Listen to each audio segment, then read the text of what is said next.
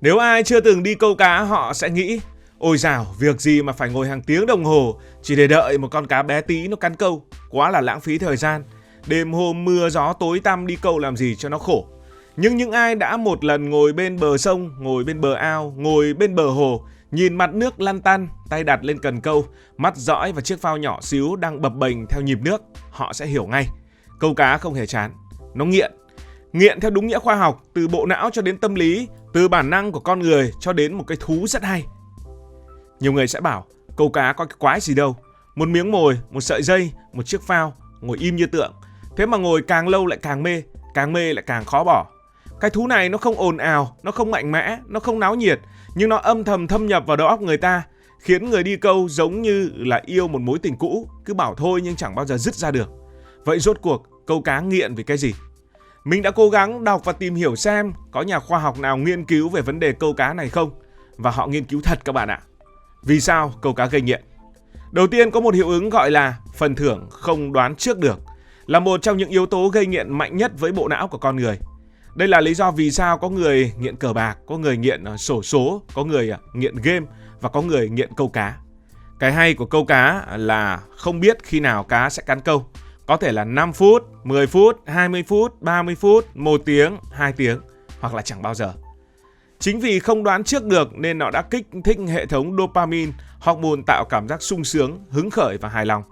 Nhà thần kinh học Robert Sapolsky của Stanford từng chỉ ra, não người hưng phấn mạnh nhất không phải lúc nhận thưởng mà là lúc kỳ vọng có thưởng. Nghe thì hơi phức tạp, hơi khoa học nhưng hiểu nôm na như thế này. Lúc phao bắt đầu nhấp nhổm, tim người câu cá sẽ đập nhanh hơn, tay nắm chặt hơn, mắt căng hơn.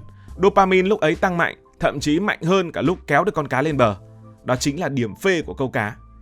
Phao chìm một cái, não lập tức phóng tín hiệu: cá đến rồi, hãy giật đi. Và chỉ cần một con cá nhỏ bằng ngón tay cũng đủ làm người ta vui cả ngày. Lý do là người ta chẳng quan tâm con cá nhỏ hay to, mà người ta chỉ quan tâm sự kiện là tôi đã làm được. Và mỗi lần làm được, dopamine lại tăng, tạo thành thói quen quay lại. Nó giống như kiểu bạn hẹn hò một cô gái đi chơi, bạn không biết hôm nay cô ấy có cho cầm tay hay là cầm cái gì hay không, và bạn nghiện cái cảm giác đó. Thêm một hiệu ứng tâm lý nữa gọi là hiệu ứng kỳ vọng thì nó cũng gần giống với ví dụ vừa nãy. Hiệu ứng kỳ vọng là một trong những vòng lặp tâm lý dai dẳng nhất. Nó giống như người chơi game, thua trận này nhưng luôn nghĩ trận sau sẽ thắng. Và cái hoạt động câu cá nó hoạt động theo cơ chế đó. Người đi câu luôn có một giọng nói ở trong đầu: hôm nay thể nào cũng được con cá to, chỗ này hay phết, kiểu gì cũng câu được, đổi mồi khác kiểu gì cũng câu được, hay thời tiết hôm nay hợp lý lắm. Và nếu chẳng được gì thì họ lại nghĩ mai thử lại, hôm nay không phải là ngày của mình. Đây là hành vi tâm lý quen thuộc khi con người đứng trước một tình huống không chắc chắn nhưng luôn có khả năng thành công.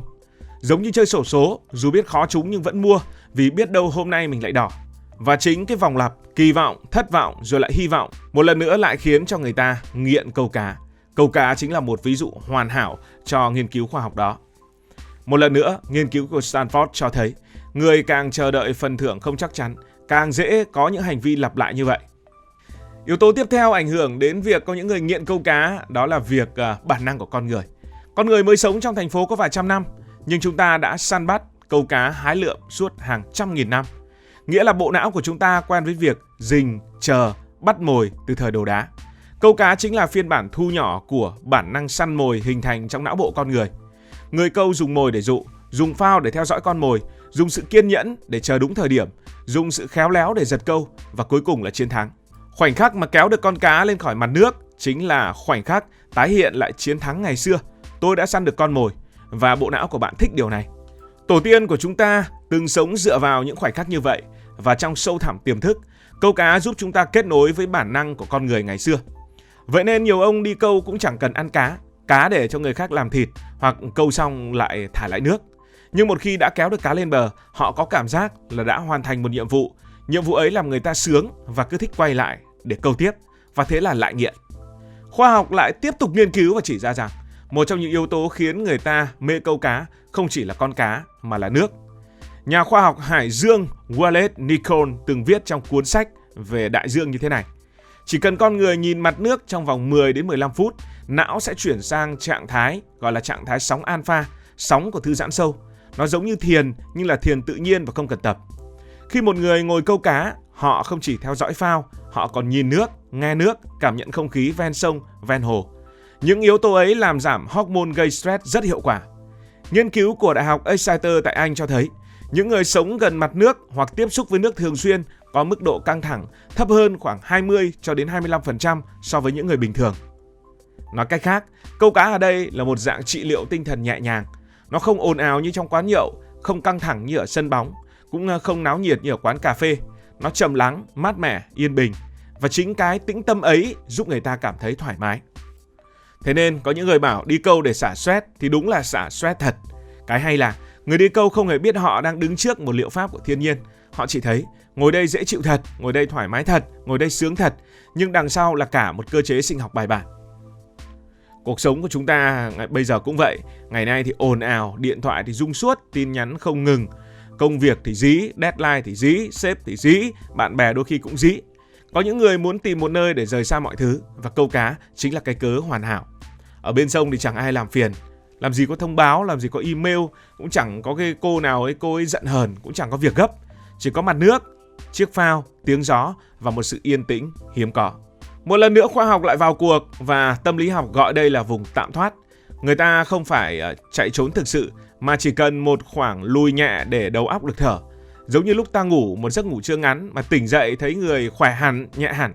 Đi câu cũng mang lại cảm giác ấy. Vì não thích cảm giác được thở, được thư giãn nên nó dễ đưa người ta quay trở lại nơi bình yên như cái hồ câu.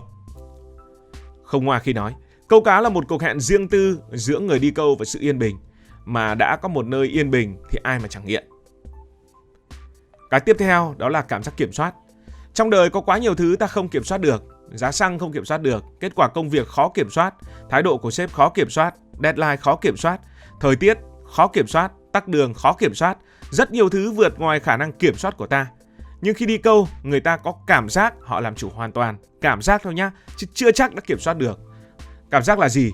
Là chọn mồi gì là mình kiểm soát, thả đâu mình kiểm soát được, để sâu hay nông mình kiểm soát được, giật lúc nào mình cũng kiểm soát được. Tất cả là do người đi câu quyết định hết. Và kết quả, dù nhỏ bé thì cũng thuộc về họ. Tâm lý học gọi đây là cảm giác bản thân có quyền kiểm soát và tạo ra kết quả. Cảm giác này làm tăng serotonin, chất làm con người hạnh phúc và cân bằng. Thế nên một ông đi câu cả ngày không câu được con cá nào vẫn thấy vui. Vì ít nhất, ông ta đang ở trong một không gian mà mọi hành động đều do mình quyết định, không ai chen vào. Câu cá nó giúp mang lại một vùng kiểm soát nho nhỏ như vậy trong một thế giới có quá nhiều thứ mất kiểm soát. Ở đó thì không cần phải chạy, chỉ cần ngồi. Ngồi cũng là một niềm vui. Nếu tổng kết lại, ta sẽ thấy câu cá gây nghiện vì nó hội tụ nhiều yếu tố đặc biệt hiếm khi xuất hiện cùng nhau và đã được khoa học giải thích. Nó vừa là trò chơi có phần thưởng bất ngờ, nó vừa là liệu pháp tinh thần, nó vừa đánh thức bản năng săn bắt cổ xưa, nó vừa giải phóng con người khỏi áp lực cuộc sống, nó vừa tạo cảm giác làm chủ, nó vừa mang lại mối quan hệ xã hội nhẹ nhàng, nó vừa có khoảnh khắc cao trào của cảm xúc, nó vừa có sự chậm rãi và thanh tịnh. Ít có hoạt động nào trong đời sống hiện đại hội tụ đầy đủ ngần ấy yếu tố trong một hình thức giản dị với cái cần, cái phao, cái dây câu và cái lưỡi câu. Câu cá nhìn bình thường nhưng nó chạm vào rất nhiều tầng cho con người, não bộ, tâm lý, bản năng, cảm xúc cho đến ước muốn được yên lặng một chút. Chính vì thế, câu cá gây nghiện, không ồn ào, không dữ dội mà nghiện bằng sự yên bình. Cảm ơn vì đã quan tâm theo dõi câu chuyện này. Nếu cảm thấy thú vị, bạn có thể nhấn nút đăng ký kênh, bật chuông thông báo và chia sẻ. Còn bây giờ thì xin được nói lời chào, tạm biệt.